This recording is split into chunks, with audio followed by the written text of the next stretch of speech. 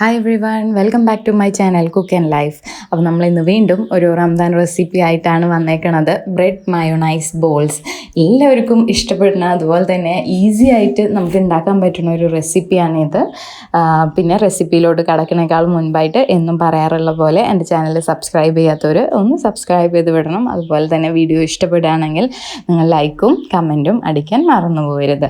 അപ്പോൾ നമുക്ക് നോക്കാം എങ്ങനെയാണ് ബ്രെഡ് മയോ ബോൾസ് ഉണ്ടാക്കാമെന്ന്. അപ്പോൾ നമുക്ക് ഇതിലോട്ട് വേണ്ട ഇൻഗ്രീഡിയൻസ് എന്താണെന്ന് നോക്കാം. ഞാനിവിടെ ഒരു 200 ഗ്രാം ചിക്കൻ എടുത്തിട്ട് അതിലോട്ട് മുളക് പൊടി, മഞ്ഞൾപ്പൊടി, കുരുമുളക് പൊടി, ഉപ്പ് ചേർത്ത് നന്നായിട്ട് വേവിച്ച് അതിനൊന്ന് കൈകൊണ്ട് പിച്ചി വെച്ചതാണിത്.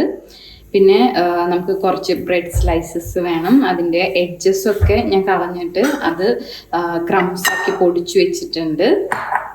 പിന്നെ നമുക്ക് കുറച്ച് ഹോം മെയ്ഡ് മയോണൈസ് വേണം. ഒരു 1/4 കപ്പ് തൊട്ട് 1/2 കപ്പ് വരെ. അത് നമ്മൾ കൺസിസ്റ്റൻസി അനുസരിച്ച് നമുക്ക് കൂടാനും കുറയ്ക്കാനും പറ്റും. പിന്നെ ഒരു പകുതി ക്യാപ്സിക്കം ചെറുതാക്കി അരിഞ്ഞു വെച്ചിട്ടുണ്ട്. പിന്നെ നമുക്ക് ഇതിലോട്ട് വേണ്ട ഇൻഗ്രീഡിയൻസ് കുറച്ച് കുരുമുളക് പൊടി, പിന്നെ കുറച്ച് ക്രഷ്ഡ് ചില്ലി, ഉപ്പ്. ഇത്രയാണ് നമുക്ക് വേണ്ടത്. അപ്പോൾ നമുക്ക് ഇതിലോട്ട് വേണ്ട ഇൻഗ്രീഡിയൻസ് എന്താണെന്ന് നോക്കാം. ഞാനിവിടെ ഒരു 200 ഗ്രാം ചിക്കൻ എടുത്തിട്ട് അതിലോട്ട് മുളക് പൊടി, മഞ്ഞൾപ്പൊടി, കുരുമുളക് പൊടി, ഉപ്പ് ചേർത്ത് നന്നായിട്ട് വേവിച്ച് അതിനൊന്ന് കൈകൊണ്ട് പിച്ചി വെച്ചതാണിത്. പിന്നെ നമുക്ക് കുറച്ച് ബ്രെഡ് സ്ലൈസസ് വേണം. അതിൻ്റെ എഡ്ജസൊക്കെ ഞാൻ കളഞ്ഞിട്ട് അത് ക്രംസ് ആക്കി പൊടിച്ചു വെച്ചിട്ടുണ്ട്. പിന്നെ നമുക്ക് കുറച്ച് ഹോം മെയ്ഡ് മയോണൈസ് വേണം. ഒരു 1/4 കപ്പ് തൊട്ട് 1/2 കപ്പ് വരെ. അത് നമ്മൾ കൺസിസ്റ്റൻസി അനുസരിച്ച് നമുക്ക് കൂടാനും കുറയ്ക്കാനും പറ്റും. പിന്നെ ഒരു പകുതി ക്യാപ്സിക്കം ചെറുതാക്കി അരിഞ്ഞു വെച്ചിട്ടുണ്ട്. പിന്നെ നമുക്ക് ഇതിലോട്ട് വേണ്ട ഇൻഗ്രീഡിയൻസ് കുറച്ച് കുരുമുളക് പൊടി, പിന്നെ കുറച്ച് ക്രഷ്ഡ് ചില്ലി, ഉപ്പ്. ഇത്രയാണ് നമുക്ക് വേണ്ടത്. അപ്പം നമുക്ക് ആദ്യം തന്നെ നമ്മളെ ചിക്കൻ പിച്ച് വെച്ചതിലോട്ട് ക്യാപ്സിക്കം ചേർത്ത് കൊടുക്കാം.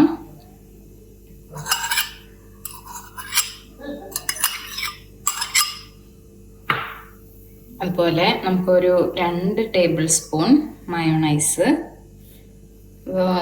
എല്ലാവർക്കും ഉണ്ടാക്കാൻ അറിയാവുന്ന ഒരു റെസിപ്പിയാണ് നമ്മൾ ഹോം മെയ്ഡ് മയോണൈസ്. ഞാനിവിടെ ജസ്റ്റ് 3 മുട്ടയുടെ വെള്ളയും ഒരു 1/4 കപ്പ് ഓയിലും വെച്ചിട്ട് നന്നായിട്ട് അടിച്ചെടുത്തതാണ് കേട്ടോ ഇത്. കുറച്ച് ശകലം ഉപ്പ്, പിന്നെ വിനീഗർ. ഇത്രയാണ് ഈ ഒരു മയോണൈസിൻ്റെ ഇൻഗ്രീഡിയൻസ് ആയിട്ടുള്ളൂ. പിന്നെ ഇനി നമുക്കിതിലോട്ട് 1 ടേബിൾ സ്പൂണോളം ക്രഷ്ഡ് ചില്ലി ആഡ് ചെയ്ത് കൊടുക്കാം. പിന്നെ ഒരു 1/2 ടീസ്പൂൺ പെപ്പർ പൗഡർ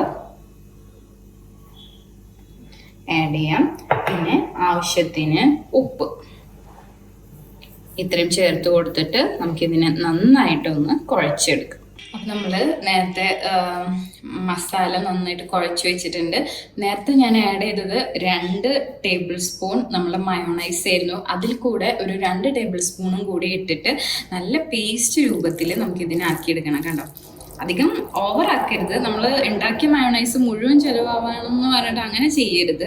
പിന്നെ അതുപോലെ നിങ്ങൾക്ക് വേണമെങ്കിൽ എരിവിൻ്റെ അളവ്, ഞാൻ ക്രഷ്ഡ് ചില്ലി ആകെ 1 ടേബിൾ സ്പൂൺ ഇട്ടിട്ടുള്ളൂ. കുറച്ച് സ്പൈസ് കുറയ്ക്കാൻ വേണ്ടിയിട്ടാണ് അങ്ങനെ ചെയ്തത്. നിങ്ങൾക്ക് വേണമെങ്കിൽ 2 ടേബിൾ സ്പൂൺ ഇട്ട് കൊടുക്കാം, 3 ടേബിൾ സ്പൂൺ ഇടാം. അതുപോലെ പെപ്പർ പൗഡർ ആയാലും നിങ്ങൾക്ക് കൂട്ടി കുറച്ചൊക്കെ ചെയ്യാം കേട്ടോ. ടേസ്റ്റ് എല്ലാത്തിനും ഏകദേശം സെയിം ആയിട്ട് വരും.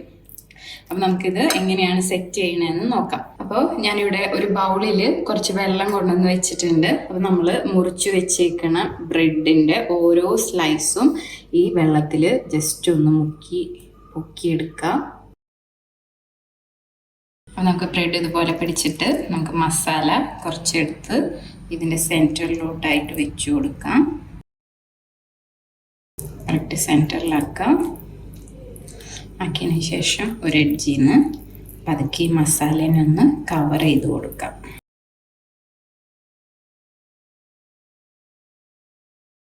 രണ്ട് സൈഡും നന്നായിട്ട് കവർ ചെയ്യണ പോലെ ഒരു ബോള് ഷേപ്പിൽ നമുക്കിതിനൊന്ന് ആക്കിയെടുക്കണം.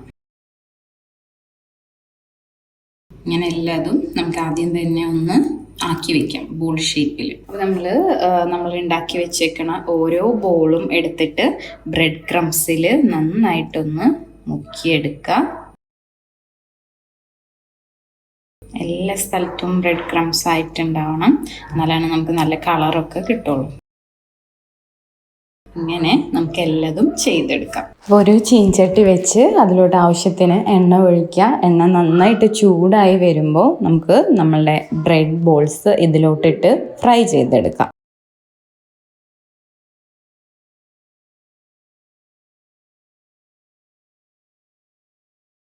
അപ്പോൾ നമ്മളുടെ ബ്രെഡ് മായോ ബോൾസ് ഇവിടെ റെഡി ആയിട്ടുണ്ട്. നമുക്ക് ഈ ഒരു കളർ വരുമ്പോൾ ഇതിനെ കോരിയെടുക്കാം. ഈ ഒരു കളറാണ് നമുക്ക് വേണ്ടത്. അപ്പോൾ നമ്മളെ ബ്രെഡ് മായോ ബോൾസ് എല്ലാവർക്കും ഇഷ്ടപ്പെട്ടു എന്ന് വിശ്വസിക്കുകയാണ്. എല്ലാവരും ട്രൈ ചെയ്ത് നോക്കുക.